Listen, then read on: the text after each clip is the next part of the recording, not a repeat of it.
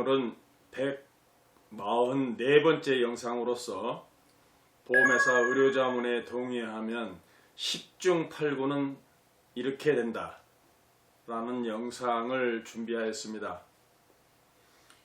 오늘 이 영상은 보험을 단 한 건이라도 가입한 사람이라면 누구나 알고 있어야 할 유익한 내용이므로 좋아요와 구독을 눌러주시고 나서 가족과 친지, 이웃들에게도 많이 공유 부탁드립니다.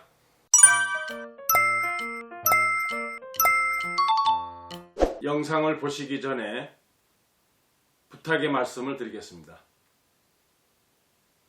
최근 3년 이내에 의료자문에 동의해줬다가 보험금을 못 받았거나 보험금을 삭감당하신 분이 계시면 이 영상을 보시고 나서 영상 우측 상단에 있는 전화번호로 계약자 이름과 보험회사 이름, 증권번호, 보험금의 종류, 피해 내용을 알려주시기 바랍니다.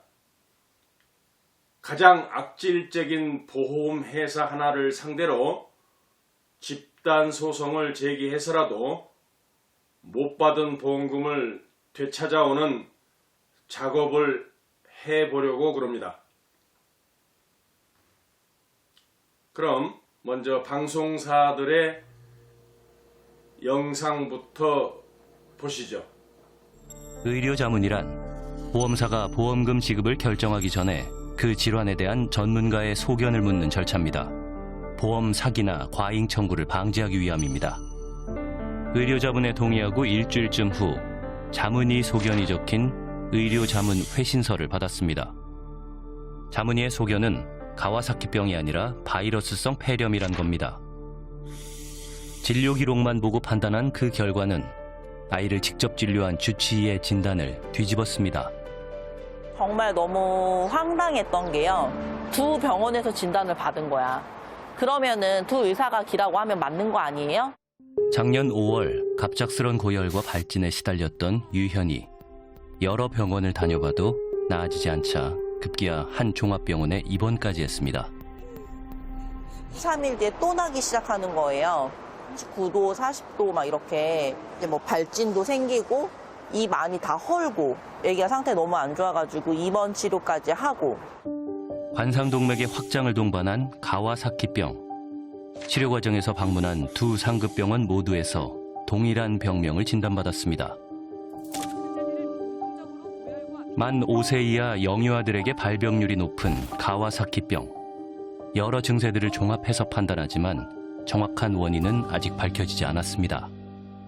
심정지가 올 수도 있다라고 하더라고요. 그 이후로는 진짜 아기가 열이 나거나 조금 많이 아파서 칭얼대거나 하면 신랑이랑 막 고민해요. 응급실로 가야 되나? 네, 그때부터는 이제 거의 비상인 거죠. 아이의 상태가 안정된 후 한숨 돌린 수진 씨는 아이가 가입했던 보험에 가와사키병 치료비 특약이 있다는 사실을 알고 보험금을 청구했습니다. 며칠 있다가 그 보험 담당자분한테 연락이 왔어요. 그냥 보험금 지급을, 그러니까 말 그대로 보험 지급을 위해서 의료자문을 가야 됩니다. 라고 해서, 아, 그래요? 그래서, 그러기 위해서는 동의를 해주셔야 된다고 해서, 아, 그럼 동의해드릴게요. 그냥 이렇게 그냥. 네, 그 외에는 다른 설명이나 이런 건 있지 않았어요. 그랬는데 이제 의료자문에 나왔던 폐렴이다. 그래서 지급할 수 없다. 보험금 지급 거절의 근거가 된 의료자문 회신서. 아이를 직접 진찰한 적 없는 자문의가 진료 기록만 보고 작성한 겁니다. 아이들이 아플 때 가장 먼저 방문하는 소아과 병원. 소아과 전문의에게 가와사키병 진단에 대해 물었습니다. 증후군이라는 거는 증상적인 걸 모아둬서 진단명을 내리는 거기 때문에 모든 증상이 한꺼번에 나오지 않아요. 그래서 따로따로 시간 차이를 두고 나오는 경우도 있어서 두세 개만 의심이 돼도 대학병원을 저희는 전원을 시켜요. 가와사키는 보신 선생님이 가장 확실해요. 어떤 의료자문을 보낸 거고 도대체 그 의료자문 내용은 누가 적었는지도 좀 많이 궁금하게 되었고, 그냥 현대해상에서 보험금을 지급하지 않는 어떤 뭐 악용할 수 있는 수단을 악용했다라고밖에 느껴지지 않았기 때문에 네, 저는 이거는 그냥 넘어가고 싶지는 않았습니다. 의료자문 회신서에 나온 병원으로 직접 찾아간 수진 씨 부부. 그 병원에 있던 가와사키병 전문 의사에게 아이의 진료 기록을 보여주고 다시 한번 의견을 물었습니다. 이거는 광상동맥이 확장이 되면 그거는 가와사키다. 어디 병원을 가고 어딜 가도 가와사키라고 진단을 한다고 얘기를 해주시더라고요. 초진 차트를 떼니까 그 의사분이 밑에다가 최종적으로 결론은 가와사키다라고 써놓으신 거예요, 진단을. 수진 씨 부부에게 그리고 진료 기록에서 의사는 가와사키병을 인정했습니다. 보험사와의 분쟁은 끝날 줄 알았습니다. 하지만 보험사 측은 여전히 보험금 지급을 거절하며 명확한 답변을 미뤘습니다. 네, 안녕하세요. 저기 혹시 지금 전화 건 당담자분은 자리에 안 계신가요? 아, 예, 오늘 교육이라서 자리에 없는데요. 아기 것 때문에 지금 그 가와사키로 계속 네, 논쟁 중이어서 오늘까지는 좀 답변을 달라고 말씀을 드려놨었거든요. 의료자문을 갔다 왔던 그 병원을 저희가 가서 가와사키라는 내용을 받아갖고 왔어요. 하루 이틀도 아니고 작년 6월 달 거였고 지금까지 이렇게 계속 끌고 온다는 건 말도 안 되고요. 네, 마냥 기다리고만 있을 수는 없어요. 보험금을 청구한 지 약 10개월. 보험사의 답변은 달라지지 않았습니다. 네, 안녕하세요. 저 아가 보호자인데요. 아, 네. 네, 아직도 결과가 안 나왔나요? 잠시만요. 저희 내부적으로 검토한 결과는 동일하게 진단 부적정으로 나왔고요. 고개 가지고 장난치는 것 같아요. 의사의 진단이 왜 필요한지도 모르겠어요. 자기네들이 의사고 자기네들이 결론 내릴 거고 다 할 건데 병원 가서 의사 진단 받아오면 뭐예요? 자기네들이 아니라고 하면 끝인걸. 반면 의료 자문 회신서에는 환자를 직접 본 적이 없는 자문의가 진료 기록만으로 판단한 소견만 있을 뿐 자문의를 신뢰할 만한 정보가 없습니다. 진료 기록만 보고 판단한 자문 회신서가 직접 진찰한 의사가 작성한 진단서의 내용을 뒤집고 다른 내용을 적는다면 거기에는 책임 있고 신뢰할 만한 절차가 더 필요하지 않을까요? 보험사가 주치의 진단서는 외면하고 일방적으로 의료자문을 시행해서 그 결과를 보험금을 지급하지 않는 근거로 사용한다며 억울함을 호소하는 사람들이 있습니다. 지난 4월 25일 금융감독원 앞. 발달지연 아이를 둔 엄마들이 모였습니다. 아이들의 치료권을 보장하라! 보장하라! 보장하라! 보장하라! 주치의는 R코드! 자문의는 X코드! 주치의 진단을 인정하라! 인정하라! 인정하라! 인정하라! 발달지연이 있는 아이들은 성장을 촉진시키는 치료가 필요합니다. 하지만 대부분은 건강보험 적용이 되지 않는 비급여 치료. 그동안은 실손보험이 있어 부담을 줄일 수 있었습니다. 하지만 최근 들어 보험금 지급이 중단되는 일이 많아졌다고 합니다. 저희가 가장 부당하게 느끼는 거는 환자를 직접 보고 치료를 하고 대면을 하는 주치의의 진단을 믿지 못한다면서 실체도 확인할 수 없는 자문의의 의견만이 자기들의 신빙성이 있다고 주장하는 거에 대해서 저희는 부당함을 얘기하는 겁니다.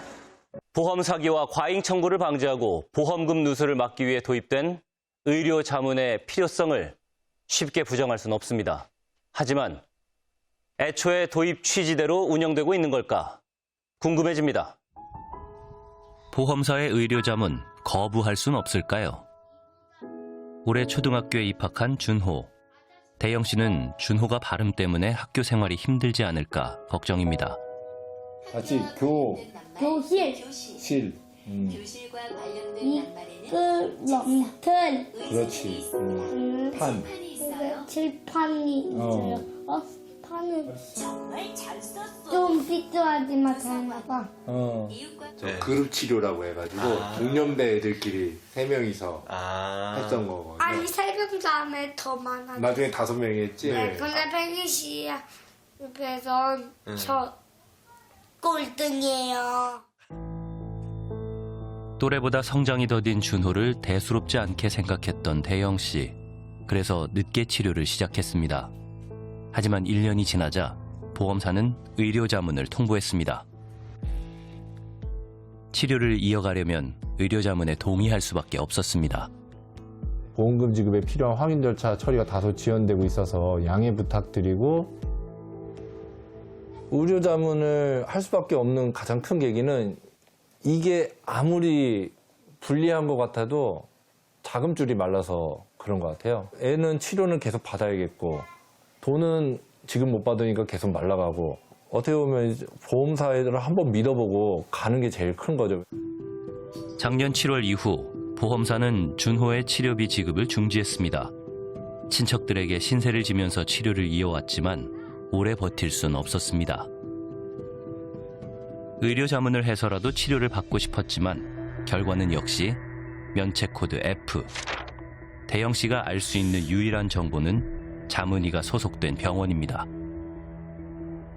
보험사에 얘기를 한 게 의료 자문의가 누구냐 이제 얘기를 했었죠. 왜 내 병원이라고만 돼 있고 그 자문의가 누군지는 안 알려주냐 했더니 그거는 개인정보상 알려줄 수 없다는 거예요. 그러면은 이 사람들을 어떻게 선정했냐, 선정하는데 나한테는 어떠한 공개도 없었고 어떠한 권리도 없지 않았냐 했더니 금강원으로부터 뭐 인증받은 의료자문 대행업체 다 줬다고 하더라고요. 결과를 신뢰할 수 없어 자문이 소속 병원에 전화했습니다.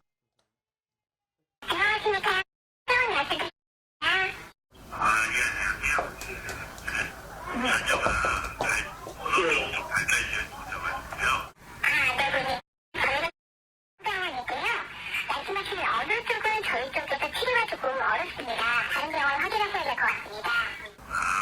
정신과도 안 된다는 거죠? 네, 맞습니다. 저희가 선임만 가능하세요. 준호의 의료자문을 맡은 의사를 만났습니다. 의료자문 진료과는 역시 정신과였습니다. 이 회신서도 교수님께 직접 쓰신 건 맞으세요? 맞아요. 진짜 썼어요. 여기에 뭐 제 개인적인 선입견이나 이런 것들 절대 놓지 않죠. 그 얘기를 꼭 넣어주세요. 개인적인 선입견을 반영하지 않는다. 직접 환자를 이렇게 대면해서 진료하지 않고도 정확한 판단을 내릴 수가 있는 건지. 모르겠어요. 그건 이제 통상적인 그런 방식 자체인데 이렇게 현재 의료 자문의 형태가 현재까지 의료 기록들을 기반으로 해달라고 요청이 와요. 애초에. 보험사 계약은 이제 개인적으로 오시는 거예요? 자문해서 회사로부터 의뢰를 받아요. 보험사는 이제 선생님 자문 결과를 최우선의 근거로 이제 보험금을 중단하는데 여기 이런 사실 좀 알고 계신지. 그러니까 제가 어느 정도 제 자료가 어느 정도까지 쓰인지는 저도 알지는 못해요. 의뢰가 오면 딱 객관적인 의학적 답변만 드리는 걸로. 전 제 역할을 그렇게 인지는 하고 있었어요. 그 이후 과정은 잘 모르죠. 의료자문 중개업체를 방문했습니다. 의료자문의를 섭외하고 진료과를 선정하는 일까지 중개업체에서 한다고 합니다.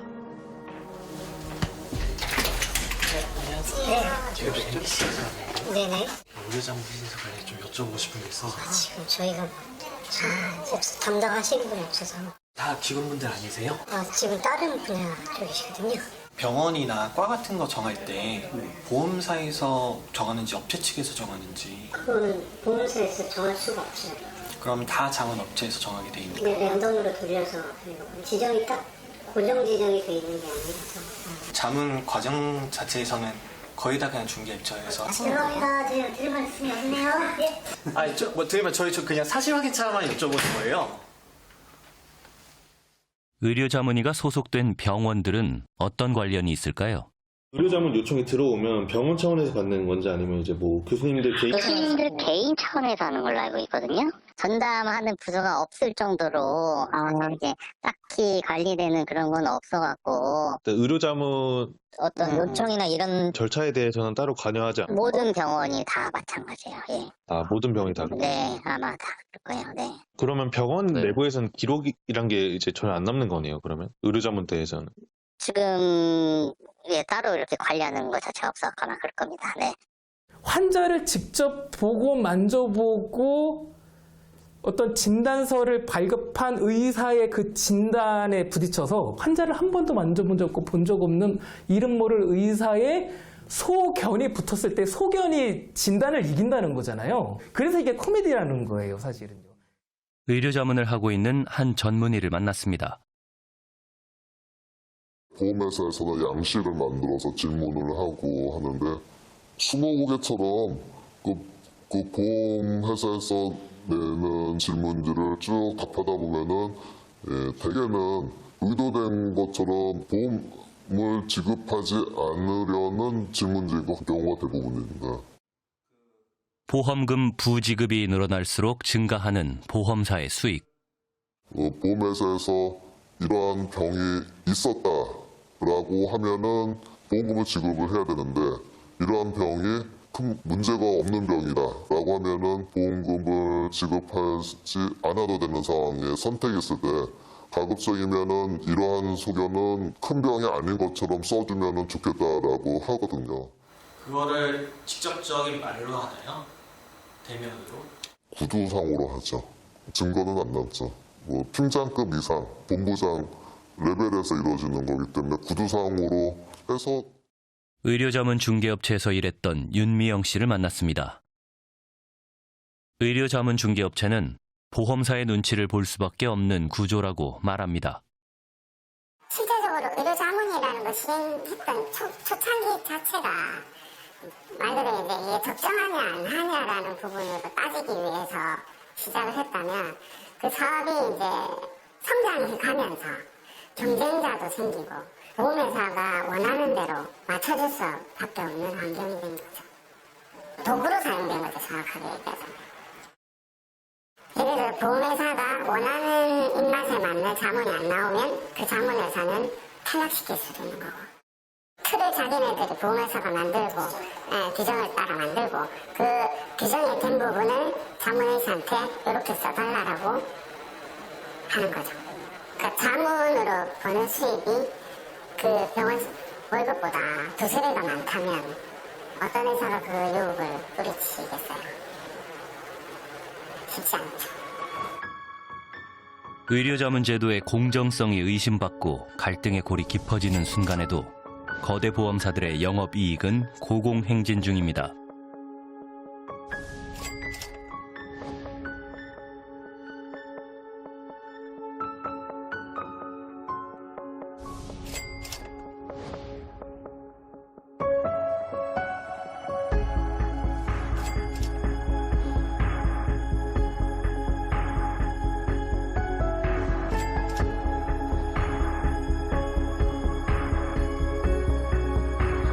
코로나 특수로 높은 실적을 올린 보험사들은 해외로 진출하고 있습니다.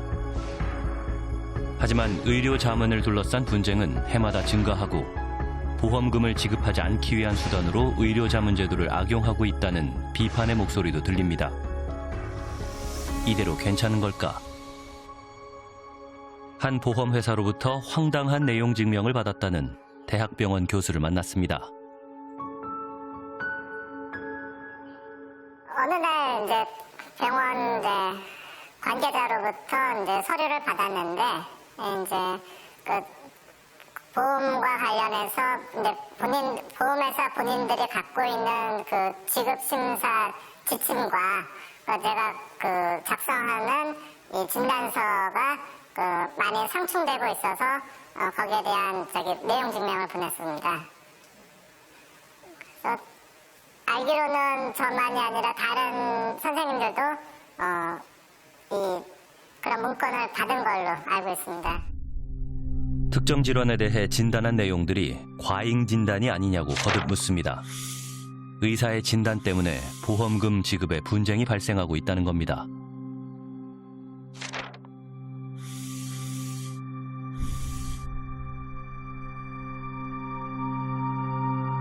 왜 이런 내용 증명을 보낸다고 생각하세요? 앞으로 이런 진단을 하지 말라고 종용하는 것 같습니다. 자기네들 기준에 안 맞으니까 이건 과잉 진단이다 아니다라고 하는 거는 보험회사에서 선을 넘어서 얘기를 하는 것 같습니다. 의료자문 중개업체 관계자도 비슷한 이야기를 꺼냈습니다. 그 회사한테 보험회사는 무조건 찾아갑니다. 찾아가서 계속 이렇게 자문 남발하면 불이익을 줄 수 있다. 이런 식으로 협박합니다. 어떻게 불이익을 줄 수 있죠? 고발할 수 있죠. 소송이든 수사기관에 의뢰하든 할 수 있죠. 괴롭힌다는 거죠? 네. 자기가 이기든 지든 보험회사가 이기든 지든 안 줘도 보험회사는 손해가 없거든요. 의료자문 회신서마다 공통으로 등장하는 문구. 이 회신서는 법적 효력이 없다는 사실을 강조합니다. 이런 회신서가 보험금 부지급을 통보할 땐 진단서보다 우선시된다는 사실은 이상한 일입니다. 억울한 소비자가 마지막으로 기댈 곳, 금융감독원. 하지만 민원을 내도 그 결과를 듣기까진 오랜 시간을 견뎌야 합니다. 준호의 의료자문 과정에 대해 금감원의 판단을 듣고 싶었던 박대영 씨. 금감원 민원도 11월에 같이 넣었는데 아직까지 답변이 안 나오고 있고요. 저희가 계속 기다리고 있는데 지금 6개월이 지나도록 아직 처리 중으로 계속 이어지고 있어서요. 예, 이건 좀 많이 기다리셔야 되시고요. 이거 순서대로 해드리고 있는데 지금 현재 2023년 4월에 신청하신 분들 그 검토되고 의심되고 있고요. 네네. 그 다음에 5, 6, 7, 8, 9, 10, 11 이렇게 순서대로 해드릴 건데 네네. 지금 현재 상태 같은 경우는 최소 12개월 정도 걸리시고 있습니다. 12개월이라요? 예, 많이 기다리셔야 되십니다. 모든 기관이 금감원 때문에 답변을 안 합니다. 소비자고발센터도 금감원에서 다루고 있다고 하니까 바로 사건을 그냥 종결시켰어요. 금감원 결과에 따라서 갈 것이지 소비자보호센터에서 할 게 아니다라고 했고, 지금 금감원 결과 때문에 지금 일단 모든 게 스톱되어 있는 상황입니다. 보험사와 보험 소비자 간의 분쟁이 발생했을 때 이를 중재하는 것도 금융감독원의 역할입니다. 금융감독원의 입장을 물었습니다. 민원 처리가 늦어지는 이유는 분쟁 접수 건수가 크게 증가했기 때문이라고 합니다. 또 의료자문을 둘러싼 분쟁에 대해선 제3의 의료기관을 선정해서 다시 자문을 받으라고 권고하고 있다고 밝혔습니다. 아예 보험회사에서 대놓고 민원 넣으세요 라고 합니다. 그러면 민원 넣으면 적어도 한 1년은 걸려야 됩니다. 1년 걸려서 듣는 말이 제3자 의견을 들으세요. 그렇지 않으면 소송으로 진행하셔도 됩니다. 열이면 10건 다 그렇게 났습니다. 제3자 의견을 가기 위해서 좋은 구실이 되는 거죠. 오히려 힘을 실어주는 거죠. 지난 12년간 보험회사로 옮겨간 금융감독원 및 금융위원회 출신 임원은 65명. 그중 절반 이상이 감사 업무를 하는 보직으로 이동했습니다. 관료 출신이 한 164명 정도 됐었고, 그중에서도 이제 금융감독원과 금융위원회 출신이 65명으로 가장 많았습니다. 대부분이 금융감독원 이제 보험조사국의 국장, 아니면 소비자보호센터 국장, 검사국의 팀장, 검사기획팀장 이런 식으로 소비자와 보험 검사 관련된 직무를 주로 맡았음을 데이터로 확인할 수 있었습니다. 소비자의 얘기, 보험회사의 얘기, 과연 어떤 것이 맞는 거냐를 냉정하게 포청천 입장에서 같이 이렇게 봐줘야 되는데 팔이 차마 보험회사 쪽으로 가는 게 아니냐. 오해를 사는 게 보험회사가 원하는 방향으로 자꾸만 거의 다 가버리니까 소비자는 속수무책이라는 얘기죠. 국가가 해줘야 되는 역할인데 국가가 안 하고 있어서 그 공간에 불안한 국민들의 마음을 이용해서 들어온 보험이거든요. 그러면 이 보험이 그 불안한 사람들의 마음을 얼마만큼 잘 해결해주고 있는지가 중요한 관점이어야 하는데, 마치 이 사람들이 여기에서 돈을 몇 푼 타려고 하는 것 아니냐라는 관점으로 실손보험을 받아가려는 그런 관점으로만 보다 보니까, 그래서 저는 금감원이 조금 더 본질적으로는 이런 보험회사의 상품을 팔아내는 데 있어서 이 불안한 마음을 이용했다면 그걸 얼마나 해소해주고 있는지, 또 거기에 문제점은 없는지를 바라보는 시각을 가져야 될 거라고 봅니다. 보험은 하나의 금융 상품입니다. 예기치 못한 사고를 당하거나 큰 병이 걸렸을 때 약관상의 치료비나 보험금을 요구하는 건 소비자로서 당연한 권리입니다. 이때 제일 먼저 고려돼야 할 것은 신뢰할 수 있는 약관과 주치 진단이어야 할 겁니다. 부당하게 보험금 지급을 거부당했다던 제보자들이 공통적으로 언급한 건 앞서 보신 사례와 같은 제3자 의료자문 제도였습니다. 보험금을 받으려면 진단받은 병원이 아닌 제3자 의료자문에 응해야 한다. 응하지 않으면 보험금을 못 받을 수도 있다면서 동의를 받아가 놓고는 결국 지급을 거절했다는 겁니다. 이어서 변윤재 기자가 취재했습니다. 2021년 11월 김영진 씨는 계단에서 심하게 넘어져 척추와 양손을 다쳤습니다. 이듬해 5월 받은 최초 진단에서 전체 관절의 장애 정도가 130%에 이른다는 결과를 받았고 지금도 10초 이상 혼자 서 있기 힘들 정도로 근력을 잃었습니다. 하지만 현대해상 측은 믿을 수 없다며 제3자 의료자문을 요구했습니다. 보험사 쪽에서는 이제 지급을 안 해줄 때는 많이 억울했죠. 보험사 쪽에서 하는 그런 행동 하나하나가 좀 우롱하는 것 같고 농락당하는 그런. 이에 김 씨는 지난해 2월 거주지인 충북 옥천에서 보험사가 제시한 고려대 안산병원을 오가며 진단을 다시 받았습니다. 그 결과 130%였던 장애 정도는 11%로 뚝 떨어졌고 보험금 액수를 둘러싼 분쟁이 진행 중입니다. 지난해 6월 쌍둥이를 낳은 정모 씨 부부도 비슷한 일을 겪었습니다. 출산 도중 둘째가 심정지 증세를 보여 인공소생술로 위기를 넘겼지만 현대해상은 보험비 지급을 거절했습니다. 해당 사례는 단순한 심박수 저하일 뿐 심정지로 볼 수 없다는 이유였습니다. 못 받아들이겠으면 다른 병원 진단을 받으라고 했습니다. 그래서 저희가 혹시 몰라서 주치 선생님 소견서까지 받아서 냈거든요. 근데 내부 검토 결과 이 코드를 적용할 수 없다. 계속 그 답변이었어요. 제3기관 의료 판정은 애초에 가입자들이 피해를 부풀려 보험금을 타내는 걸 막기 위해 마련된 제도입니다. 다만 금융감독원과 손해보험협회 등이 작성한 의료자문 표준 내부 통제 기준에선 보험회사는 의료자문이 보험금 부지급 또는 삭감수단으로 남용되지 않게 최선을 다해야 한다고 되어 있습니다. 또 보험계약은 약관에 따르도록 돼 있고 불명확한 부분은 고객 유리의 해석 원칙을 지켜야 한다고도 했습니다. 하지만 일부 보험금을 깎거나 안 주는 수단으로 악용되는 게 문제란 지적도 나옵니다. 이 환자를 직접 보지 않은 의료 자문 의사가 있을 때 사실 주치의 견해가 더 정확한 경우도 많거든요. 근데 그런 걸 배제하고 무조건적으로 의료 자문 결과만으로 보험금 지급 결정을 한다? 이게 조금 문제의 소지가 있는 거죠. 이에 대해 현대해상 측은 지난해 하반기 기준 전체 보험 청구 건수는 모두 800만 건, 이 중 의료자문 실시 건수는 약 5천 건으로 0.06%에 그친다고 말했습니다. 또 주치의들의 판단을 중시하는 쪽으로 관계 기관과 제도 개선을 협의 중이라고 밝혔습니다.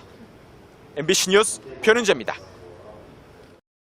지난달에 첫 보도가 나가고 나도 같은 일을 당했다라는 제보가 빗발쳤다고요? 네, 그렇습니다. 사신 곳 연령대 모두 달라도 대부분 의료자문 제도에 당했다는 제보였는데요. 보험사에서 보험금을 받으려면 진단받은 병원이 아닌 의료자문에 응해야 한다. 응하지 않으면 보험금을 못 받을 수도 있다면서 동의를 받아가 놓고는 결국 지급을 거절했다는 내용이었습니다. 그러니까 진단을 받고 왔는데 의료자문에 응해야 한다라는 얘기군요. 이 가입자가 의료자문에 동의를 안 해주면 되는 거 아닙니까? 문제는 현재 보험사들이 의료자문에 동의해주지 않으면 지급을 일단 밀어버린다는 데 있습니다. 네. 그저 기다리기만 할 수 없는 가입자들은 결국 어쩔 수 없이 동의해주고 마는 경우가 많은 거죠. 전문가 얘기 들어보시죠. 선택의 권한이 현재는 없는 상태입니다. 왜냐하면 보험 약관상 보험사고 조사에 협조하지 않으면 보험금 지급을 유예할 수 있다는 규정이 있고, 의료자문 절차가 시작되면 가입자 입장에서는 동의를 해도 동의를 안 해도 못 받는 상황이 되는 겁니다. 이 의료자문이라는 건 어쨌든 가입자들이 피해를 부풀리는 거를 막기 위해서 도입된 제도인 거잖아요. 시행이 됐으면 신뢰가 좀 중요해 보이는데 이 의료자문의 신빙성 자체를 의심하게 만드는 정황도 있었다고요? 네, 의료자문 이후 백내장 보험금 지급이 거절된 이연목 씨 사례입니다. 이 씨가 자문을 받은 강원대병원에 직접 물어봤더니 애초에 자문을 한 기록이 없다는 답이 돌아왔다는 건데요. 들어보시죠. 네. 지금 현재 보험회사가 이런 다툼 중에 있는데 제 의료 자문을 한 기록이 혹시 남아 있느냐라고 전화 통화를 해서 물어봤더니 찾아보니까 없다라고 얘기를 했어요. 실제로 이 씨는 소송을 진행했고 항소심에서 강원대병원에선 공식 자문을 한 적이 없다는 입장도 받았습니다. 네. 이에 대해 보험사는 MBC 취재진에 강원대병원이 아닌 소속의사 개인에게 컨설팅 업체가 자문을 받은 것으로 확인했다고 밝혀왔습니다. 즉 병원이 아닌 의료진 개인에게 직접 요청된 자문이기 때문에 병원에 기록이 없다는 건데 이 과정에서 가입자는 제대로 평가한 건지 알기가 어렵겠죠. 네. 자문제도에 대한 지적이 속출하고 있는 만큼 관계 당국이 나서서 제도를 보다 체계적이고 투명하게 개편할 필요가 있어 보입니다. 환자와 보험사가 병명을 두고 다툴 경우 관계없는 제3의 의사에게 소견을 묻는 의료 자문 제도라는 게 있습니다. 하지만 이 제도가 보험사에게 유리하다는 지적이 많아 제도 개선을 요구하는 목소리가 커지고 있습니다. 정윤식 기자의 보도입니다. 지난 4월 방광암 진단을 받고 수술을 받은 주부 A씨. 암 보험에 가입해 있던 터라 보험사에 치료비를 청구했지만 3분의 1밖에 받지 못했습니다. 보험사가 방광암이라는 병명에 동의하지 않았기 때문입니다. 항의하는 A씨에게 보험사는 의료 자문을 받자고 했지만 A씨는 응하지 않았습니다. 주변에서 그렇게는 하지 말라라고 조언을 많이 들었습니다. 의료 자문을 하면 보험사에 유리한 결과가 나오기 때문에 자문 의사의 소견서에는 의사 이름이나 소속 병원 등이 전혀 공개되지 않습니다. 보험 가입자들은 일방적으로 결과를 통보받는 불리한 구조입니다. 의료기관은 기본적으로 현실적으로 소비자보다는 대집단인 보험회사와 연관돼 있어서 보험 계약자 소비자들이 피해를 많이 보죠. 실제 의사 한 명이 1년에 많게는 1,800여 건의 자문에 응하는 보험사들의 몰아주기 실태도 소비자들의 불신을 더하고 있습니다. 특정 의사에게 의료 자문이 집중되는 것은 제도의 공정성, 객관성에 심각한 문제가 있습니다. 의료 자문위에 실명제를 도입하는 등의 제도 개선이 꼭 필요합니다. 자문의 실명제를 포함한 보험업법 개정안은 지난 8월 발의됐지만 처리 여부는 불투명합니다. SBS 정윤식입니다. 부실 의료자문 실태 연속 보도 유지승 기자입니다. 의료자문에 동의하면 보험계약자의 주치의 판단보다 서류로 검토하는 자문의 의견이 보험금 지급의 결정적인 기준이 됩니다. 보험표준약관에 따르면 의료자문 의사를 선정할 때 보험계약자와 보험사가 함께 정하도록 되어 있지만 현실은 그렇지 않았습니다. 이거 보셨나요? 안 물어보고 왜 안 된다고 얘기하시는 것 같아요. 고객님들이 요청하시는 병원이 아니라 저희가 선정한 병원, 가능한 병원으로 그 제도대로 제외가 됐고요. 해당이 없습니다. 왜 해당이 없는지 저한테 소문을 알려주세요. 무조건 안 된다고 얘기하지 마시고. 자, 근데 고객님들께서 섭외하는 병원은 저희 회사에서 인정을 안 하고 있어요. 근데 그 업체 명도 알려주시고요. 제가 물어볼게요. 왜 안 되는지 확인해 볼게요. 교수님들께서 안 받으시는 거예요, 고객님? 교수님 안 받아준다고요? 제가 다 확인했는데 받아주신다고 확인한 건데요. 저희가 진행하는 자문 업체에서는 현재 지역병원은 없어요. 결국 김 씨는 보험사가 제시한 병원 단 한 곳에서만 의료자문이 가능하다고 통보받았습니다. 의료자문에 동의하지 않으면 보험금 지급 심사를 중단하겠다는 보험사도 있었습니다. 의료자문에 협조 동의 안 하시면 처리는 안 됩니다. 네, 다른 보험사는 다 지급 안 하고 있습니다. 이뿐만이 아닙니다. 의료자문 동의는 문서로 받아야 하지만 일방적으로 진행하는 곳도 있습니다. 동의를 사인을 한 것도 아니라서 불법이라고 알아봤거든요. 그쪽에서 개인정보를 유출했다고 이렇게 판단이 되니까 고발을 하든지 뭐. 고발하신다니까 법률적으로 조치하죠. 그게 고발하시든 간에 그러면 경찰에서 제출하면 제가 경찰에 제출할게요. 그게 그 고객님의 견해이시니. 박 씨는 의료자문에 응하지 않겠다는 의사를 분명히 밝혔지만 결국 자문 결과서를 통보받고 보험금 지급이 거절됐습니다. 보험사들의 이런 행위들 괜찮은 걸까? 모두 위법 소지가 있습니다. 필수는 아니죠. 이제 약간의 강행하는 그런 규정이 없기 때문에 필수는 아닌 거고요. 경우에 따라서 보험사가 과도하게 요구하는 경우가 분명히 있겠죠. 그래서 저희가 그거를 검토 중에 있는 것이고. 그럼에도 현재 보험사의 이런 행위를 직접 규제할 방법은 없습니다. 금감원이 의료자문에 대한 모든 운영과 감독을 보험사 내부적으로 하도록 규정하고 있기 때문입니다. 의료 자문 절차가 소송 전 단계에서는 법적으로 효력이 없다고 하더라도 사실상 강제적인 절차인데 그거에 대한 공정한 그 소비자들이 참여할 수 있는 절차가 마련되어 있지 않고 누군지 알 수 없는 자문에 의해서 실질적으로 효력이 강제적으로 지금 되고 있는 상황이니까 부당한 거죠. 투명한 보험금 지급을 위해 만들어진 의료자문. 하지만 그 과정은 정당하지 못했습니다. 보험사들의 횡포에 보험 계약자들은 홀로 싸우고 있습니다. 머니투데이 방송 유지승입니다. 앞에서 보신 바와 같은 보험회사 의료자문의 고질적인 문제점을 해결하기 위해 보험 실무 40년의 손해사정사 변호인은 보험회사의 두 가지, 계약자들에게 한 가지, 보험회사 관리감독기관인 금융감독원에게 한 가지를 제안합니다. 먼저 보험회사의 두 가지를 제안합니다. 첫 번째는 환자를 치료한 의사가 발급한 진단서에 허위 사실이 기재되어 있다면 해당 의사를 형법 제233조 허위 진단서 등 작성죄 혐의로 형사 고소하기 바랍니다. 허위 진단서 작성의 허위란 존재하지 않는 병명을 기재하였거나 증상이나 중증도를 과장하여 기재하였거나 입원이 필요 없는데 입원 필요로 작성하였거나 수술 안 했는데 수술한 것처럼 기재하였거나 보험금 수령 목적임을 알고서도 협조하여 허위로 작성한 것을 다 포함합니다. 그리고 검사 결과나 치료 내용에 명확하지 않은 부분이 있다면 의학 지식이 없는 계약자를 들들 볶지 말고 환자를 치료한 의사를 찾아가서 직접 확인하기 바랍니다.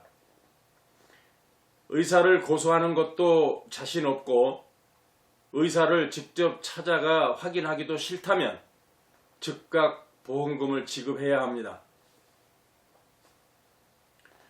보험회사에게 제안하는 두 번째입니다. 지금처럼 계속해서 의료자문을 고집하겠다면 의료자문은 실시하되 반드시 의료자문 의사의 소속 병원과 의사 면허번호, 이름을 낱낱이 공개하기 바랍니다. 그래야 계약자도 엉터리 의료자문서를 작성해준 의사에게 법적 책임을 물을 것 아닙니까? 보험회사는 환자를 치료한 의사의 이름이 기재된 진단서나 소견서도 믿지 않으면서 어떤 계약자가 자문의사의 이름이 기재되지도 않은 의료자문서를 믿어준단 말입니까? 다음은 계약자들에게 제안하는 한 가지입니다. 몇십만 원 또는 200만 원의 소액 보험금은 혼자 청구하셔도 문제가 되지 않습니다. 몇십만 원 보험금을 안 주려고 50만 원이나 되는 의료 자문료를 지불할 보험회사는 없기 때문입니다.